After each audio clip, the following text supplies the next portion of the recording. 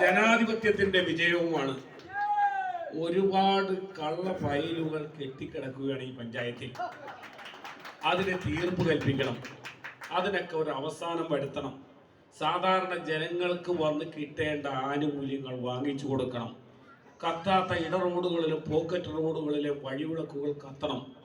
അതിനുവേണ്ടി നമ്മൾ കൊടുക്കുന്ന ടാക്സ് എടുത്ത് ജനങ്ങൾക്ക് വേണ്ടി വിനിയോഗിക്കണം. ഈ കർത്തവ്യമാണ് ഈ 5 വർഷം ഇവിടെ നിർവഹിക്കേണ്ടത്. പ്രതിപക്ഷത്ത് ഇരുന്നു കൊണ്ട് ഇപ്പോൾ കാട്ടിയതുപോലെ എന്തെങ്കിലും വാഗ്ദാനങ്ങൾ പറയുമ്പോൾ ഇറങ്ങിപ്പോവുകയല്ല ഞങ്ങൾ ചെയ്തത്.